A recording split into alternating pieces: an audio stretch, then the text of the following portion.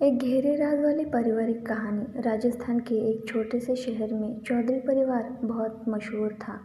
बड़ा घर, पैसा, इज्जत सब कुछ था उनके पास। लेकिन उस परिवार के अंदर एक ऐसा राज छिपा था जिसने वर्षों से सबको अंदर ही अंदर तोड़ रखा। परिवार में थे दादाजी विष्णु चौधरी, उनके दो बेटे अजय और विक्रम, बहुएं और पोता करण। ऊपर से सब खुश दिखते थे, लेकिन घर के अंदर हमेशा एक अजीब खामोशी रहती थी। करण बचपन से देखता आया था कि उसके पापा अजय और चाचा विक्रम कभी एक दूसरे से ठीक से बात नहीं करते। खाने के टेबल पर भी दोनों चुप रहते। उसे हमेशा लगता आखिर इस परिवार में ऐसा क्या हुआ था। करण अपने दादी के सबसे करीब था, लेकिन एक दिन दादी अचानक बहुत बीमार पड़ गई। मरने से पहले उन्होंने करण का हाथ पकड़ा और धीमे से कहा, बेटा, इस घर की सच्चाई कभी सबके सामने ज़रूर लाना।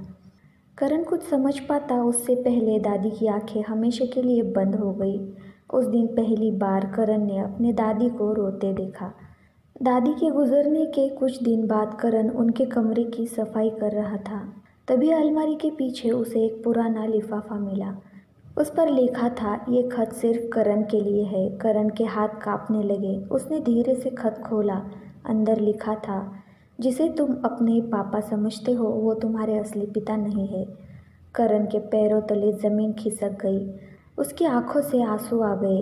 अगर पापा मेरे असली पिता नहीं तो फिर कौन है? उस रात करण पूरी रात सो नहीं पाया। सुबह उसने अपनी माँ से पूछा, माँ, क्या मुझसे कोई सच छुपाया गया है?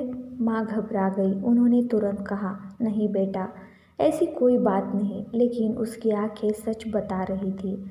करण को अब यकीन हो चुका था कि परिवार में कोई बहुत बड़ा राज छुपा है। कुछ दिनों बाद करण को दादाजी की पुरानी डायरी मिली। उस डायरी में लिखा था, 22 साल पहले अजय और विक्रम दोनों एक ही लड़की से प्यार करते थे, नैना।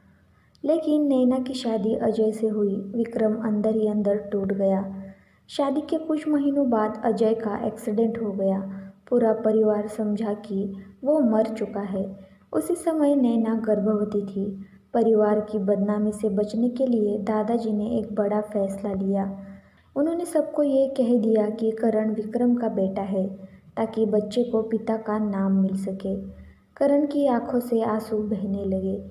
यानी विक्रम उसके चाचा नहीं, बल्कि उसके पालन करने वाले पिता थे। और उसके असली पिता अजय थे, जो वर्षों पहले गायब हो चुके थे। लेकिन कहानी यही खत्म नहीं हुई। डायरी के आखिरी पन्ने पर लिखा था, अजय मरा नहीं था। करण का दिल जोर जोर से धड़कने लगा। उसी शाम घर के बाहर एक कार आकर रुकी। सभी लोग बाहर आए। कार का दरवाज़ा खुला और एक सफ़ेद बालों वाला आदमी बाहर उतरा। उसे देखते ही दादाजी की आंखें भर आई। वह आदमी कोई और नहीं, अजय था। पूरा परिवार स्तब्ध रह गया। 22 साल बाद वह वापस लौट आया था। अजय ने करण को देखा। उसकी आंखों से आंसू बह निकले। मैं हर दिन तुम्हें याद करता था बेटा। असल में एक्सीडेंट के बाद अजय अपनी याददाश्त खो बैठा था। वर्षों तक उसे कुछ याद नहीं रहा। जब याददाश्त वापस आई तब तक बहुत देर हो चुकी थी। वह लौटना चाहता था, लेकिन डरता था कि परिवार उसे अपनाएगा या नहीं। विक्रम आगे बढ़ा। कुछ पल दोनों भाई एक दूसरे को देखते रहे। फिर विक्रम ने अजय को गले लगा लिया। 22 सालों की दूरी कुछ आंसुओं में खत्म हो गई। करण रोते हुए बोला, मुझे दो पापा मिले हैं, एक जिन्होंने जन्म दिया और एक जिन्होंने ज़िंदगी दी। पूरा घर पहली बार सच में खुश था। लेकिन दादाजी चुप थे, क्योंकि उनके दिल में अभी भी एक और राज दबा था, जो शायद परिवार को फिर तोड़ सकता था।